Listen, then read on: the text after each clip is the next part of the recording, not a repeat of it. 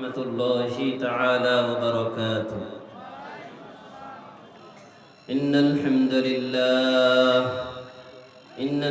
لله نحمده ونستعينه ونستغفره ونؤمن به ونتوكل عليه ونعوذ بالله من شرور أنفسنا ومن سيئات أعمالنا.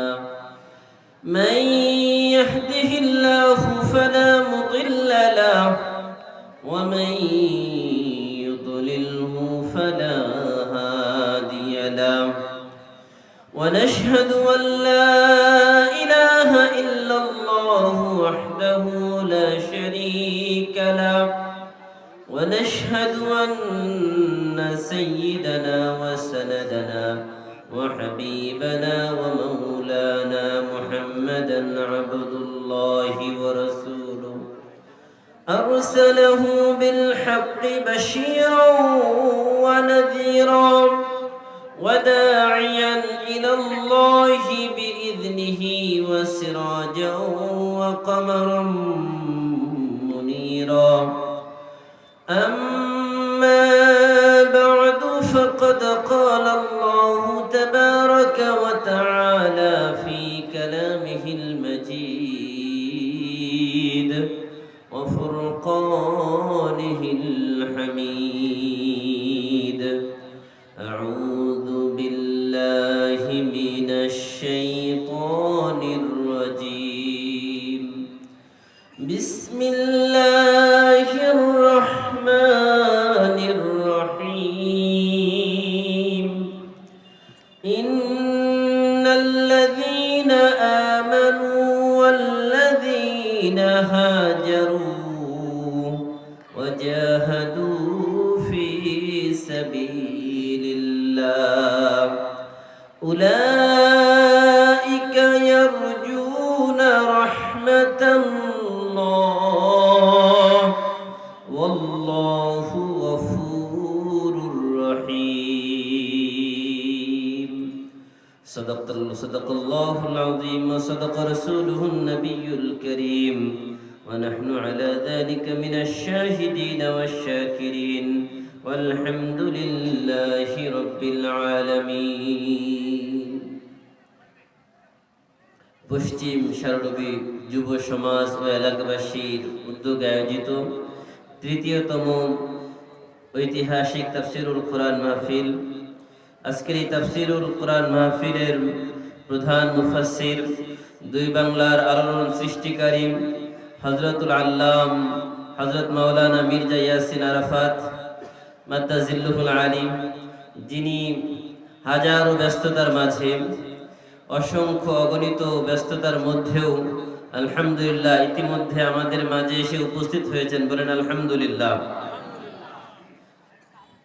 আজকের এই মাহফিলের প্রধান অতিথি জনাব ব্যারিস্টার হাসান রাজীব প্রধান এবং সভাপতিত্ব করছেন আমাদের সকলের শ্রদ্ধাভাজন পিতৃ সমতুল্য আমার জনাব আনোয়ারুল ইসলাম চাচা, এবং আমার পাশে পিছনে বসা আছেন অত্র এলাকার সকল আলেমদের সেরেতাজ মাথার মুকুট, আমাদের সকল আলেমদের সভাপতি, আমাদের সকল আলেমদের বিপদে সব সময় যিনি পাশে ছিলেন অত্র এলাকার সকল আলেমদের ওস্তাদ সমতুল্য, আপনাদের মসজিদের সম্মানিত ইমাম ও খতিব, এবং আমার ডান বামে বসা উপস্থিত বিভিন্ন মুরব্বিয়ানি কেরাম, সামনে উপস্থিত যুবক ভাইয়েরা ও পর্দার অন্তরালে অবস্থানরত অত্যন্ত শ্রদ্ধাভাজন মা ও বোনেরা,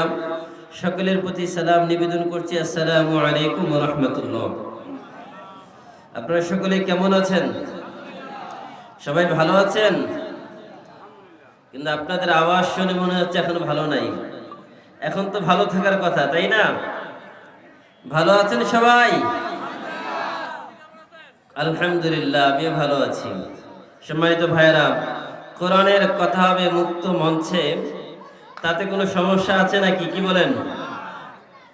আল্লাহ পাক রব্বুল আলামিন এই জমিনের মালিক, সেই জমিনের মধ্যে আল্লাহর কোরআনের কথা হবে। এই ক্ষেত্রে কিছুদিন আগেও অনেক বাধা বিপত্তি বিভিন্ন সম্মুখীন হতে হয়েছে। কোরআনের মাহফিল না করার জন্য নানানভাবে পায়তারা করা হয়েছে।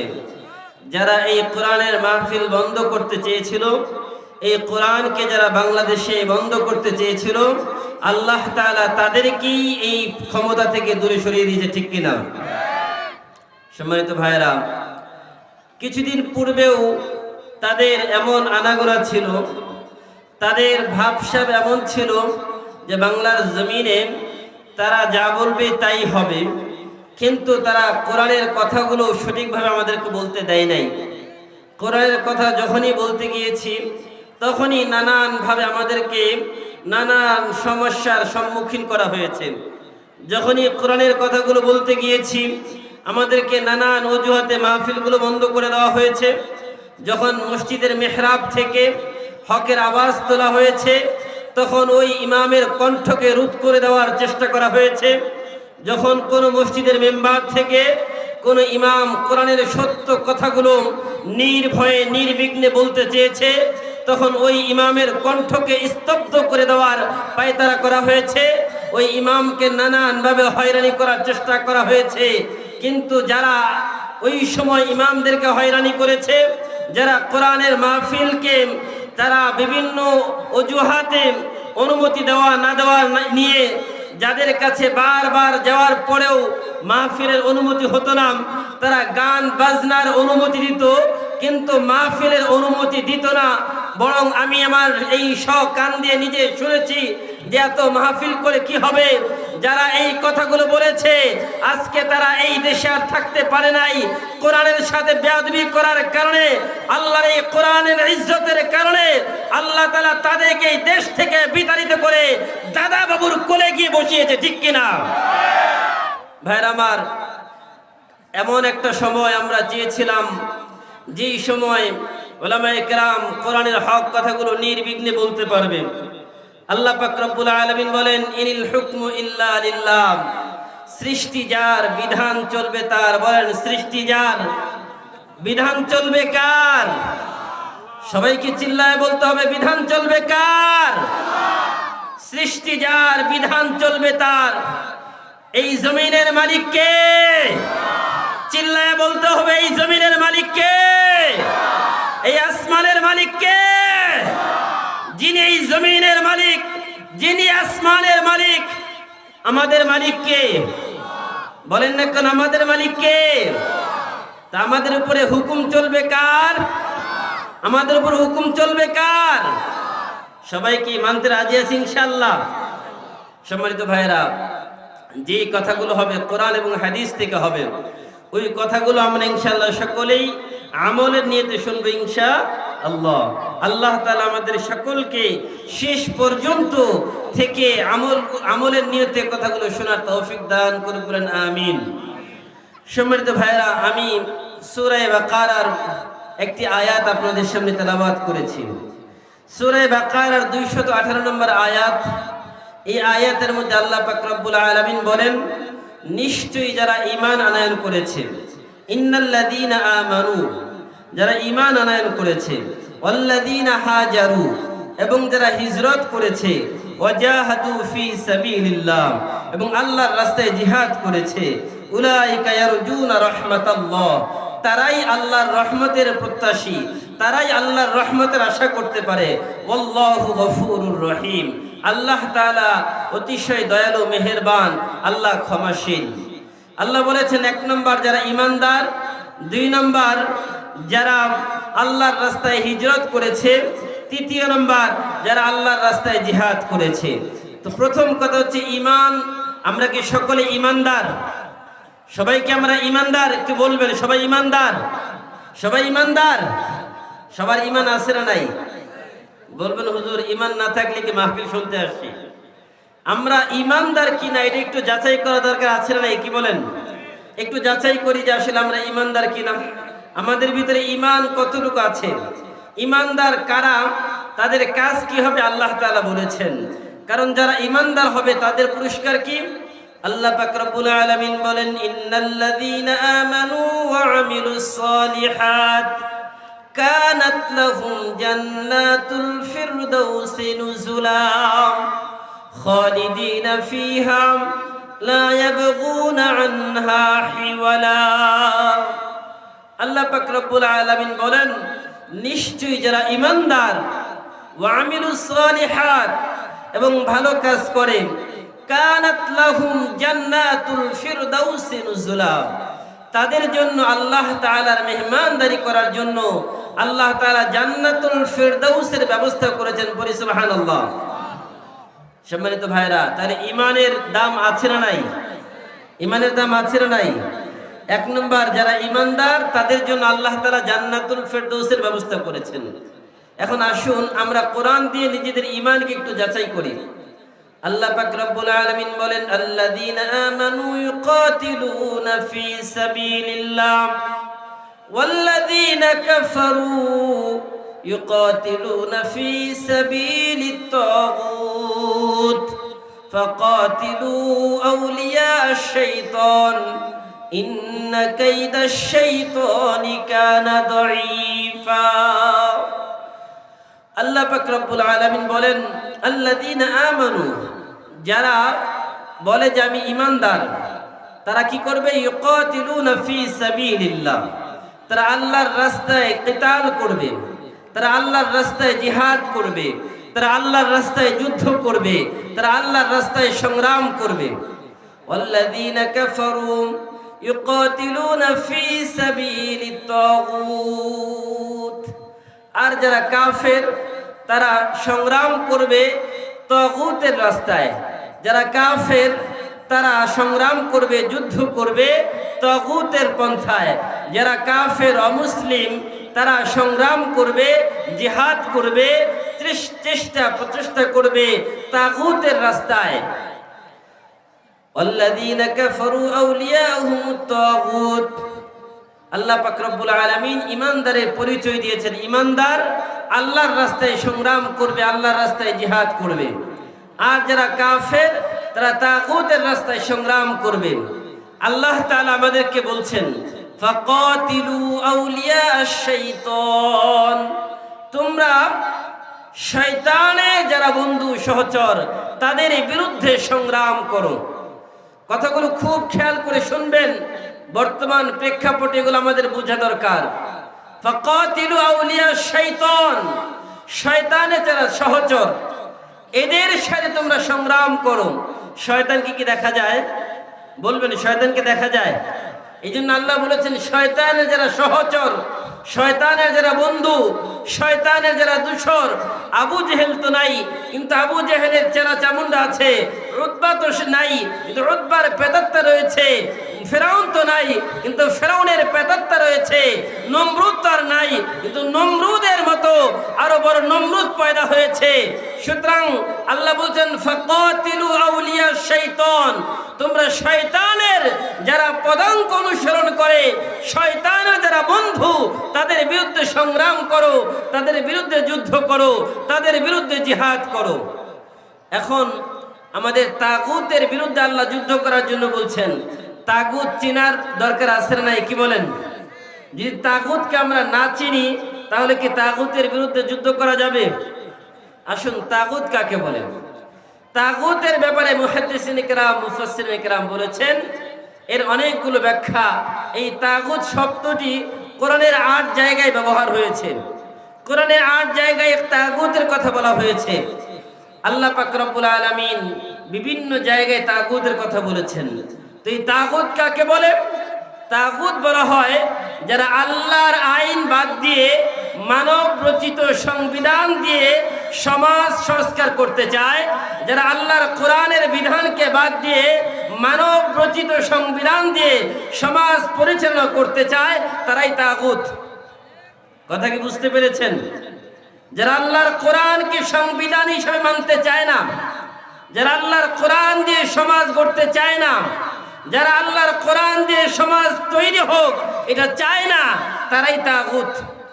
এখন আমাদের সমাজে এরকম কতজন মানুষ আছে যারা কোরআন দিয়ে রাষ্ট্র পরিচালনা হবে এটা চায়? বলেন, চায়, বলে হুজুর কোরআন দিয়ে ওয়াজ করেন, কোনো অসুবিধা নাই, কিন্তু কোরআন দিয়ে রাষ্ট্র পরিচালনা করা যাবে না। এমন লোক আছে না নাই, কি বলেন? যারা এই কথা বলবে, আমি তো মনে করি প্রতিটা মুসলমানের চাওয়া উচিত যে আমি যেই হই না কেন, আমার চাওয়া যে কোরআন দিয়ে রাষ্ট্র পরিচালনা হোক। আল্লাহ রাসূল বলেছেন, মান মাতা ওয়ালাম ইয়াগজু ওয়ালাম ইউহাদ্দিস নাফসাহু ফি সাবিলিল্লাহ ফাকাদ মাতা শুবাতুম মিনান নিফাক। যেই ব্যক্তি এমন অবস্থায় মারা গেল যে আল্লাহর রাস্তায় সংগ্রাম করলো না, আল্লাহর দ্বীন কায়েমের জন্য, আল্লাহর দ্বীন প্রতিষ্ঠিত করার জন্য, কোরআনের আইন প্রতিষ্ঠিত করার জন্য যারা সংগ্রাম করলো না, কোরআনের পক্ষে কথা বললো না, ফাকাদ মাতা আলা শুবাতিন মিনান নিফাক, সে নিফাকের উপর মৃত্যুবরণ করবে, সে মুনাফিক হয়ে মারা যাবে। আমরা কি মুনাফিক হয়ে মরতে চাই? কি বলেন, মুনাফিক হয়ে মরতে চাই? এই জন্য কোরআনের আইন কায়েম হোক, এটা আমরা চাই কিনা, কি বলেন? সবাই চাই। আল্লাহ পাক রব্বুল আলামিন বলেন, ফাকাতিলু আউলিয়া আশ-শাইতান, তোমরা শয়তানের যারা চেলা চামুন্ডা, যারা শয়তানের বন্ধু, তাদের বিরুদ্ধে সংগ্রাম করো, যুদ্ধ করো। ইন্না কাইদা শাইতানি কানা দাঈফা। আল্লাহ বলেন, দেখো যখন এই কোরআনের রাজ কায়েম করবে, তখন তোমাদের বিরুদ্ধে নানান ষড়যন্ত্র হবে, নানান ষড়যন্ত্র হবে। এই নানান ষড়যন্ত্র যেগুলো দেখো, এগুলো হচ্ছে কামাতালিল আনকাবুত। এই ষড়যন্ত্রগুলো আজকে নতুন নয়। যখন কোরআনের রাজ কায়েমের কথা বলবে, তখন তোমাদের উপরে মিথ্যা মামলা, হামলা, নানাভাবে তোমাদেরকে হয়রানি করবে। আর যখন এগুলো করবে, মনে রাখবে তাদের এই যে ষড়যন্ত্র, এগুলো মাকড়সার জালের মতো, মাকড়সার জালের মতো তাদের এই সকল ষড়যন্ত্র। সুতরাং আল্লাহ পাক রব্বুল আলামিন আমাদেরকে জানিয়ে দিলেন যে তোমরা যদি দ্বীন কায়েম করতে চাও, তখন তোমাদের পথে বাধা হয়ে দাঁড়াবে। ইন্নাল্লাযীনা ক্বালু রাব্বুনাল্লাহ সুম্মা ইসতাকামু তাতানাজ্জালু আলাইহিমুল মালায়েকা আল্লা তাখাফু ওয়া লা তাহজানু وأبشروا بالجنة التي كنتم توعدون। আল্লাহ বলেন, নিশ্চয়ই ইন্নাল্লাযীনা ক্বালু, যারা বলে রব্বুনাল্লাহ, আমাদের রব আল্লাহ। বলেন, আমাদের রব কে? আমাদের রব কে? সবাই স্বীকার করি। আল্লাহ বলেন, ইন্নাল্লাযীনা ক্বালু রব্বুনাল্লাহ, যারা বলে আমাদের রব আল্লাহ, সুম্মা ইসতাকামু, আর এই কথা বলার পরে এই কথার উপরে তারা দৃঢ়ভাবে মজবুত থাকে। এখন কথা হচ্ছে যে আমাদের রব আল্লাহ, এই কথা বলতে কোনো অসুবিধা আছে? বলেন না, কোনো অসুবিধা আছে? কোনো অসুবিধা তো নাই। কিন্তু এই কথাটা যদি আপনি সব জায়গায় বলতে চান, আপনি যদি বলেন যে ইন্নাল্লাযীনা ক্বালু রাব্বুনাল্লাহ, আমার রব আল্লাহ, এটা আপনি নামাজ শুরু করেন তখন বলেন আল্লাহ, আপনি রুকুতে যান তখন বলেন আল্লাহ, আপনি রুকু থেকে উঠেন তখন বলেন সামি আল্লাহ আল্লাহ, সিজদায় যান তখন বলেন আল্লাহ, আপনার জন্মের সময় কানে প্রথম শব্দ দেওয়া হয় আল্লাহু আকবার, আপনার নামাজের ইকামত দেওয়া হয় আল্লাহু আকবার বলেন, আপনার মৃত্যুর পরে আপনাকে যখন জানাজার নামাজে দাঁড়ান তখন বলা হয় আল্লাহু আকবার, আপনাকে যখন কবরে রাখা হয় তখন বলা হয় বিসমিল্লাহ আল্লাহ, বিসমিল্লাহ আল্লাহ, আল্লাহর নামে আল্লাহু আকবার। তার মানে সব জায়গায় আল্লাহ আছে, দুনিয়াতে আছে, কবরে আছে, জন্মে আছে, মৃত্যুতে আছে, কিন্তু সংসদে নাই। আছে নাকি? সংসদে আছে? যদি আপনি বলেন সংসদে আল্লাহ থাকলে অসুবিধা কোথায়?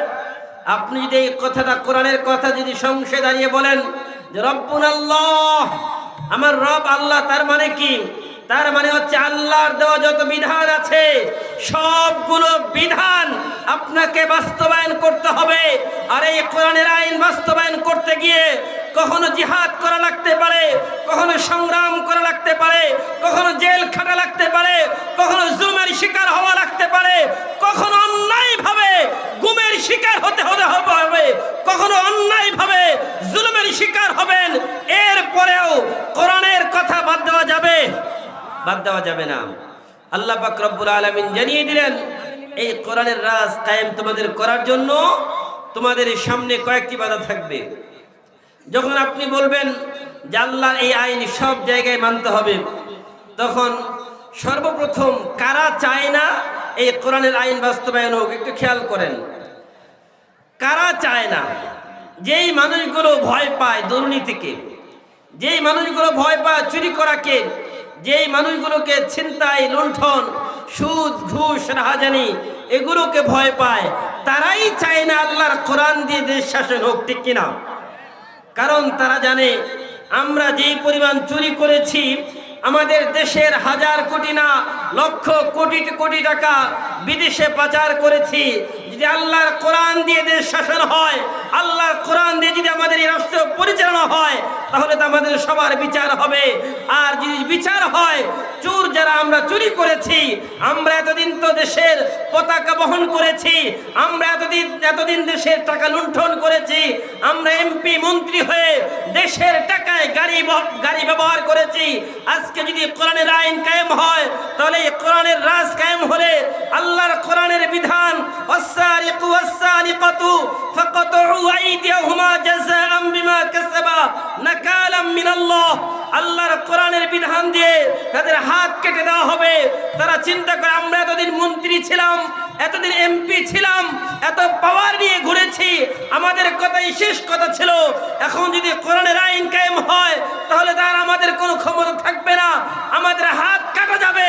সুতরাং কোনোভাবেই কোরআনের আইন বাস্তবায়ন করতে দেওয়া হবে না। বলেন ঠিক কিনা? এই কথা বলে কিনা? এক নম্বর যারা দুর্নীতিবাজ, তারা চায় না কোরআনের আইন কায়েম হোক। আমরা মনে করি যারা এই মাহফিলে এসেছে সবাই ভালো মানুষ, সবাই চায় কোরআনের আইন কায়েম হোক। চাই কিনা? কি বলেন? আমরা চাই না। দুই নম্বর, যখন আপনি কোরআনের আইনের বাস্তবায়নের কথা বলবেন, আপনাকে প্রথমে তারা লোভ লালসা দিবে, আপনাকে প্রথমে লোভ লালসা দিবে, আপনার সামনে বিভিন্ন প্রলোভন দিবে, বলবেন এটার দৃষ্টান্ত রাসূল আকরাম সাল্লাল্লাহু আলাইহি ওয়াসাল্লাম যখন দ্বীনের দাওয়াত দিচ্ছিলেন মক্কায়, তখন যখন মানুষগুলো দ্বীনের দাওয়াত গ্রহণ করছিল, মক্কার সকল নেতারা আবু জাহেল, উতবা, শাইবা, ওয়ালিদ ইবনে মুগীরা এরা সকলেই মিলে রাসূলের চাচা আবু তালেবের কাছে গিয়েছে।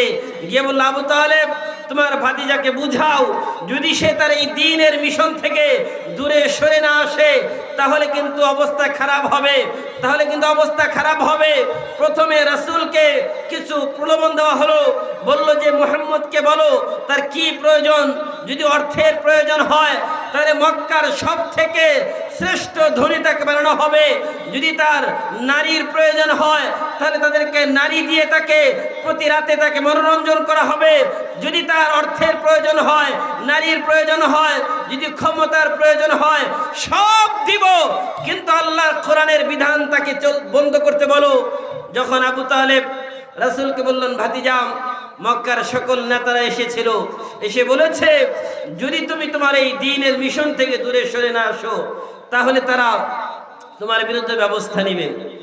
তখন রাসূল সাল্লাল্লাহু আলাইহি সাল্লাম বললেন, দেখেন চাচা, তারা আমাকে সম্পদশালী হওয়ার জন্য প্রস্তাব দিয়েছে, তারা আমাকে টাকা পয়সা দেওয়ার জন্য প্রস্তাব দিয়েছে, আমাকে নারী দেওয়ার জন্য প্রস্তাব দিয়েছে, বলেছে মক্কার সব থেকে সুন্দরী নারী তোমাকে দেওয়া হবে, তুমি সব থেকে ক্ষমতাবান হয়ে যাবে, এই প্রস্তাব আমাকে দেওয়া হয়েছে। খোদার কসম, যতদিন পর্যন্ত আমার দেহে প্রাণ থাকবে, যতদিন পর্যন্ত এই ধমনীতে রক্ত প্রবাহিত হবে, আল্লাহর দ্বীন কায়েমের জন্য কথা বলতেই থাকবো, কথা বলতেই থাকবো। রাসূল সাল্লাল্লাহু আলাইহি সাল্লামের এই দ্ব্যর্থহীন কণ্ঠ যখন চাচাকে জানিয়ে দিলেন দ্ব্যর্থহীন কণ্ঠে, তখন চাচা তাদেরকে বললেন, মুহাম্মদকে বুঝিয়ে কোনো লাভ নাই, সে তার মিশন থেকে দূরে সরবে না। এরপরে আমরাও দেখি বর্তমান সমাজে, দেখবেন যখনই যারা কোরআন দিয়ে কথা বলতে যায়, প্রথমে তাদেরকে প্রলোভন দেওয়া হয়, তাদেরকে বাড়ি দেওয়া হয়, গাড়ি দেওয়া হয়, তাদেরকে নানাভাবে আমরা দেখেছি। আল্লামা জুনায়েদ বাবুনগরী রহমতুল্লাহি আলাইহি তাকে যখন হেফাজতের 5 মের পরে যখন জেলখানায় বন্দি করলাম, সেই বন্দি করার পরে আমরা সচক্ষে দেখেছি, আল্লাহর কসম করে বলছি, একটা কথা যদি মিথ্যা বলে থাকি আল্লাহ সাক্ষী থাকবে, সেই 13 সালের 5 মে শাপলা চত্বরে আমি সশরীরে একজন সেখানে ছিলাম, ভলান্টিয়ারের দায়িত্ব পালন করেছিলাম। ওই দিনের ঘটনা আপনাদেরকে একটু বলি। ওই শাপলা চত্বরে যেই মর্মান্তিক রক্তক্ষয়ী যেই যুদ্ধ সংঘটিত হয়েছিল, শুধু হাজার হাজার তৌহিদি জনতা, মুসলিম জনতা, আলেম উলামা, নিরীহ ছাত্র জনতাকে যেইভাবে তারা কারেন্টের লাইট বন্ধ করে দিয়ে নির্বিচারে হাজার হাজার মানুষকে হত্যা করেছে, আল্লাহর আদালতে তাদেরকে বিচার সেই দিন কাঠগড়ায় দাঁড়াতে হবে। আমি সেই কথা বলতে চাই, কেন শাপলা চত্বরের সেই দিন তারা যে নির্মম ইতিহাস তৈরি করেছিল, তারা যে অত্যাচার মুসলমানের উপর করেছিল, সেই দিন আমি উপস্থিত নিজে ছিলাম। আমার সেই দিনের রাতের কথা যদি এখনো মনে পড়ে, শরীরের পশম দাঁড়িয়ে যায়। তারা যেইভাবে নিরহ নিরস্ত্র তাওহীদি মুসলিম জনতার উপরে আক্রমণ করেছিল, আর তারা বলেছে কি নির্লজ্জর বেহায়ার মতো ওই সময়ের ফ্যাসিস্ট প্রধানমন্ত্রী সংসদে দাঁড়িয়ে বলেছিল যে হেফাজতের নেতা কর্মীরা গায়ে গায়ে রং মেখে পুলিশ দেখে তারা পালিয়ে যাচ্ছে। রং মেখে নাকি শুয়েছিল আর পুলিশ দেখে পালিয়ে যাচ্ছে। এই যদি হয় একজন ফ্যাসিস্ট, একজন খুনি হাসিনার মুখের কথা, তাহলে এই দেশের আর কি থাকতে পারে? ওই দিন এই আল্লাহর আসমান আর জমিন কেঁপে উঠেছিল। হাজার হাজার লক্ষ লক্ষ মানুষকে তারা সেই দিন মেরেছিল। ভাইরা আমার, কথাগুলো কেন বলছি? কারণ সব কিছু একটা শেষ আছে। কারণ এত পরিমাণ জুলুম হয়েছে।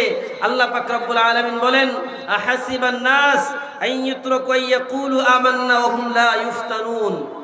তোমরা কি মনে করো তোমাদেরকে পরীক্ষা করব না? অবশ্যই তোমাদেরকে পরীক্ষা করা হবে। আর এই পরীক্ষা আগেও হয়েছে, এখনো হবে, ভবিষ্যতে হবে। আর এই পরীক্ষা দিতে গিয়ে কারো জীবন যাবে, কারো জীবন বিপন্ন হবে, কারো সন্তান এতিম হবে, কারো স্ত্রী বিধবা হবে। কিন্তু আল্লাহর কোরআনের আইন যখন বাস্তবায়নের কথা বলবেন, প্রথমে লোভ লালসা দিবে। আপনাকে বলা হবে যে আপনাকে বাড়ি দেওয়া হবে, গাড়ি দেওয়া হবে, বিদেশে আপনার বিশাল বিলাসবহুল জীবনযাপন করতে পারবেন। আপনি যখন মানবেন না, তখন আপনাকে বলা হবে যে না, ঠিক আছে, তুমি যদি এগুলো মানতেছো না, তাহলে তোমার বিরুদ্ধে আমরা ব্যবস্থা নিব। আপনাকে নানান মিথ্যা মামলায় জর্জরিত করবে। আল্লাহ রাসূল সাল্লাল্লাহু আলাইহি ওয়াসাল্লামকে যেভাবে তারা মিথ্যা মামলা দিয়েছিল, আল্লাহ রাসূল সাল্লাল্লাহু আলাইহি ওয়াসাল্লাম শিয়া আবি তালেবের তিনটি বছর তিনি জেল খেটেছেন। আমাদের সমাজে এক শ্রেণীর ভাইয়েরা কিছুদিন আগেও বলতো যে আলেমরা দোষ না করলে কি জেলে যায়? কি বলেন? সবাই কি দোষ করে জেলে যায়? সবাই দোষ করে জেলে যায়? ইন্না লানারাকা মিনাল মুহসিনিন। আল্লাহ বলেন যে আমি ইউসুফ আলাইহিস সালাতু ওয়াস সালামের ব্যাপারে বলেন, যারা জেলখানায় ছিল, জেলখানা থেকে বের হয়ে বলেছে যে আমি তো জেলখানায় একজন ভালো মানুষ দেখেছি।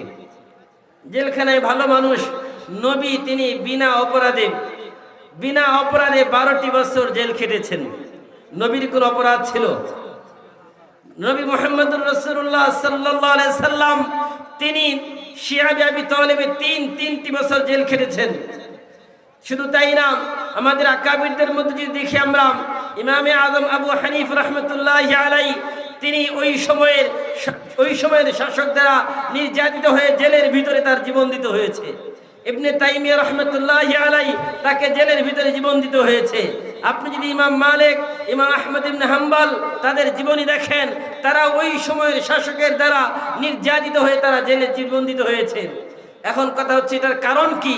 যুগে যুগে আলেমরা এই স্বৈরা শাসকদের শত্রু কেন হয়?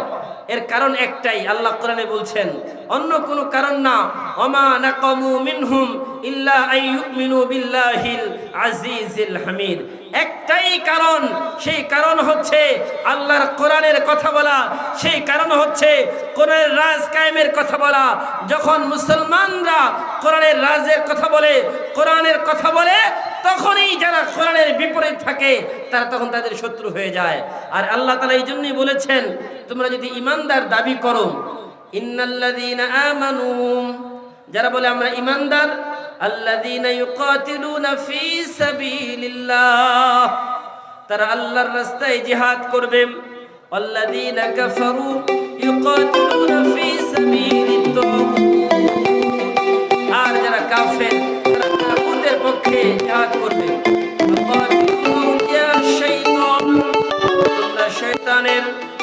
যারা তাদের বিরুদ্ধে সংগ্রাম করো, জিহাদ করো।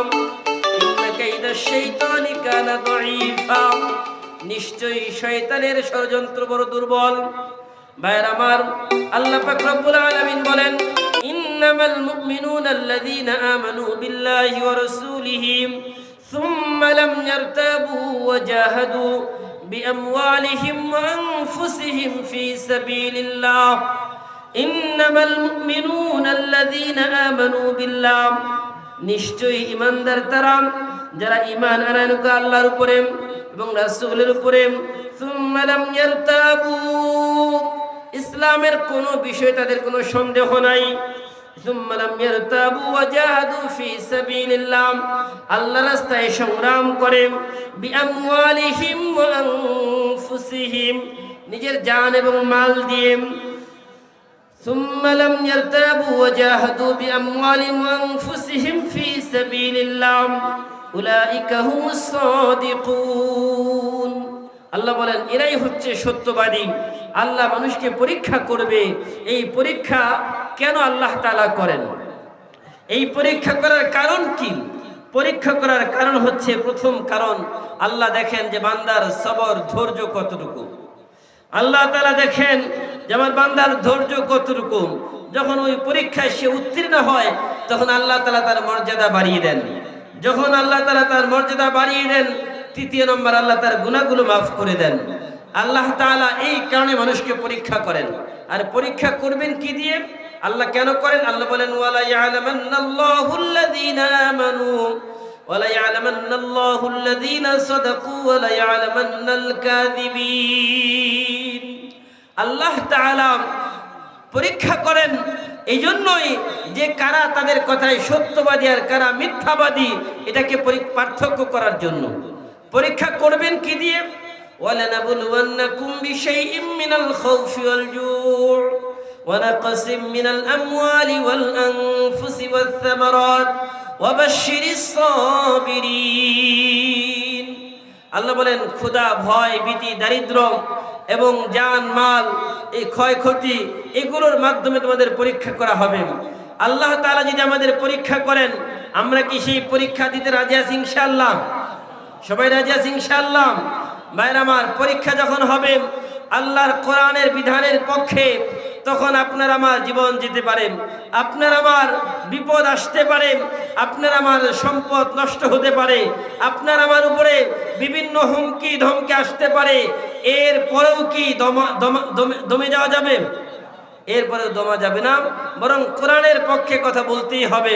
আল্লাহ বলছেন, ওয়ালানাবলুওয়ান্নাকুম বিশাইইম মিনাল খাউফ ওয়াল জুউ ওয়া নাকসিম মিনাল আমওয়াল ওয়াল আনফুস ওয়াস সামারাত ওয়া বাশশিরিস সাবিরিন। আল্লাহ পাক রব্বুল আলামিন বলেন, এই যে তোমাদেরকে পরীক্ষাগুলো করি, এই পরীক্ষার কারণ হচ্ছে তোমাদের মর্যাদা বৃদ্ধি করা, তোমাদের ইজ্জত বাড়িয়ে দেওয়া। আল্লাহ পাক রব্বুল আলামিন কিয়ামতের ময়দানে জাহান্নামে যারা যাবে তাদেরকে বলবেন, ওয়াসিকাল্লাযীনা কাফারু ইলা জাহান্নামা যুমারা হাত্তা ইযা জাউহা ফুতিহাত আবওয়াবুহা ওয়া ক্বালা লাহুম খাযানাতুহা ألم يأتكم رسل منكم يتلون عليكم آيات ربكم وينذرونكم لقاء يومكم هذا قالوا بلى ولكن حقت كلمة العذاب على الكافرين। কিয়ামতের ময়দানে যখন জাহান্নামীদেরকে তাদেরকে জাহান্নামে নেওয়া হবে, জাহান্নামে কিভাবে নেওয়া হবে? ইয়াউমা ইউদাউনা ইলা নারি জাহান্নাম দাআ, তাদেরকে ধাক্কিয়ে ধাক্কিয়ে জাহান্নামে নিয়ে যাওয়া হবে। যখন তাদেরকে জাহান্নামীদেরকে জাহান্নামের গেটে নেওয়া হবে, ওই সময় জাহান্নামের গেটের ফেরেশতা তাদেরকে বলবে, আলাম ইয়াতিকুম রুসুলুম মিনকুম, তোমাদের কাছে কি কোনো নবী আসে নাই? তোমাদের কাছে কি কোনো রাসূল আসে নাই? তোমাদেরকে দ্বীনের কথা বলে নাই? আলাম ইয়াতিকুম রুসুলুম মিনকুম ইয়াতলুনা আলাইকুম আয়াতি রাব্বিকুম, তোমাদের কাছে কি কোরআনের কথা বলে নাই? ওয়ায়ুনযিরুনাকুম, এবং তোমাদেরকে কি ভীতি প্রদর্শন করে নাই, ভয় দেখাই নাই? লিকা ইয়াউমিকুম হাদা, এই দিনের সাক্ষাতের ব্যাপারে? ক্বালু বালা, কিন্তু আমি আপনাদেরকে বলতে চাই, আল্লাহ তাআলা বলছেন, ফেরেশতারা বলবে, তোমাদের কাছে কি রাসূল আসে নাই? এখন কি রসুল আছে? কথা বলবেন, রসুল আছে? তাহলে রসুল কি আর আসবে আমাদের কাছে? যদি রসুল না আসে তাহলে আপনারা বলতে পারেন যে হুজুর রসুল তো নাই, তাহলে আমাদের কাছে কে আসবে, তাই না? আল্লাহ রাসূল সাল্লাল্লাহু আলাইহি সাল্লাম বলেন, ইন্নাল উলামা ওয়ারাসাতুল আমবিয়া ওয়া ইন্নাল আমবিয়া লাম ইউরিসু দিনারান ওয়ালা দিরহামা ওয়া ইন্নামা ওয়ারাসুল ইলম ফামান আখাযাহু আখাযা বিহাযযিন ওয়াফির। আল্লাহ রাসূল বলেন, একটা উদাহরণ সহজভাবে বোঝানোর জন্য বলি। মনে করেন একজন বাবা, তার যে দাদা ছিল, তার দাদা মারা গেছে। মারা যাওয়ার পরে তার সন্তান যে ছিল সেও মারা গেছে। এখন দাদার নাতি আছে। এখন এই যে দাদার যে সম্পদ ছিল, ওই সম্পদের ভাগিদার নাতি হবে না হবে না? কি বলেন, হবে না হবে না? হবে। সবাই কি বলেন, সবাই বলেন হবে নাকি? যদি হয় তাহলে নবী তো নাই, কিন্তু নবীর সন্তান আছে, নবীর নাতিপুতি আছে, আছে না নাই? কি বলেন, আছে না নাই? যদি আপনারা বলেন যে হুজুর দাদার সম্পদ নাতি পায়, তাহলে নবীর সম্পদ তার সন্তান যারা নাতিপুতি আছে তারা পাবে, এর মধ্যে কোনো সন্দেহ আছে? আল্লাহ রাসূল বলেন, ইন্নাল উলামা ওয়ারাসাতুল আমবিয়া, উলামায়ে কেরাম হচ্ছে নবীর ওয়ারিস। ওয়া ইন্নাল আমবিয়া লাম ইউরিসু দিনারান ওয়ালা দিরহামা। আর রাসূলগণ কি সম্পদ রেখে গেছেন? রাসূলগণ তারা কোনো সম্পদ টাকা পয়সা রেখে যায় নাই। ওয়া ইন্নামা ওয়ারাসুল ইলম, রাসূলগণ তারা ইলমের ওয়ারিস বানিয়েছেন। ফামান আখাযাহু আখাযা বিহাযযিন ওয়াফির। আর যারা এই ইলম যারা গ্রহণ করেছে তারা সৌভাগ্যবান হয়েছে। এখন আমি আপনাদের কাছে বলতে চাই, এই যে নবী তো নাই, নবীর কাজ উলামায়ে কেরাম করবে, এটার প্রমাণ আছে না নাই? কি বলেন? কিন্তু আমাদের সমাজ এক শ্রেণীর মানুষ আছে যারা বলে যে কোরআনের কথা আলেমরাই বলবে। এই কথাটার প্রমাণ কোথায় আছে? আমরা তো পড়ালেখা করেছি, আমরা বললে অসুবিধা কোথায়? আমি তাদের উদ্দেশ্যে বলতে চাই, ভাই তুমি দুনিয়ার যত ডাক্তারি বিদ্যার বই আছে সব বই পড়ে ফেলেছো, তুমি পরীক্ষা দাও নাই, তোমার ডিগ্রি নাই, তুমি যদি চেম্বার খুলে ডাক্তারি করার জন্য বসো, আপনারা কি তাকে সমর্থন দিবেন? তার চেম্বারে আপনি রুগী নিয়ে যাবেন? নাকি যখন দেখবেন চেম্বার খুলেছে তখন তার চেম্বারটা ভেঙে দিবেন? কি বলেন? চেম্বার কি থাকবে না ভাঙবেন? একজন মানুষ আইনের সকল বই পড়ে ফেলেছে, আইনের সকল বই পড়ে এখন সে আইনের বড় ডিগ্রি নেয় নাই, আইনের কোনো পরীক্ষা দেয় নাই, পরীক্ষা না দিয়েই সে এখন বড় ডিগ্রিধারী নিজেকে দাবি করছে। এখন যদি সে কোর্টে যায়, কোর্টে গেলে তার কোনো কথা বিচারক শুনবেন? কি বলেন, শুনবে নাকি? যদি না শুনে তাহলে মনে রাখবেন, যদি তাদের কথা বোধগম্য না হয়, তাদের কথাই ধরা না হয়, তাহলে আপনি যদি কোরআনের কোনো ডিগ্রি না নিয়ে নিজেকে আলেম দাবি করি, এরা হচ্ছে শয়তানের বন্ধু। বলেন ঠিক কিনা? প্রধান বক্তার আগমন, শুভেচ্ছা স্বাগতম, শুভেচ্ছা স্বাগতম। প্রধান বক্তার আগমন, মাহফিলের পক্ষ থেকে লাল গোলাপ শুভেচ্ছা, মাহফিলের পক্ষ থেকে লাল গোলাপ শুভেচ্ছা, সভাপতির পক্ষ থেকে লাল গোলাপ শুভেচ্ছা। প্রধান বক্তার আগমন।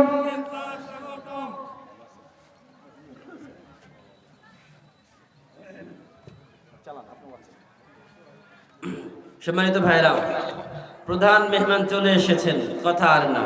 আমরা প্রধান মেহমানের কণ্ঠ থেকে ইনশাআল্লাহ কথা শুনবো।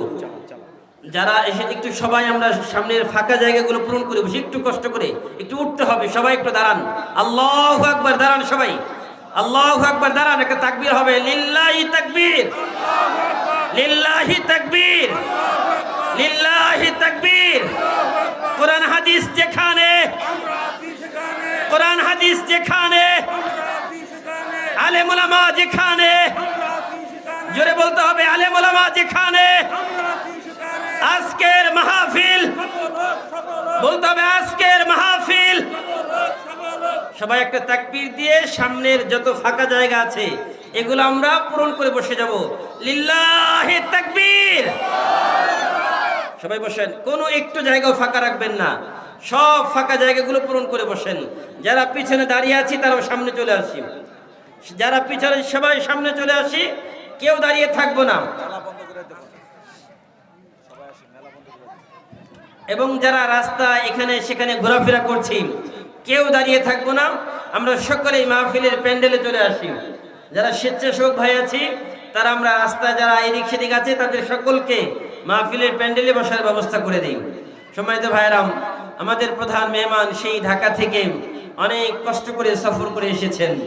আল্লাহ তাআলা যেন মেহমানের কণ্ঠে এমন কথা বের করে দেন যেই কথাগুলো আল্লাহ তাআলা আমাদের সকলের দিলের খোরাক হিসাবে আমরা গ্রহণ করতে পারি।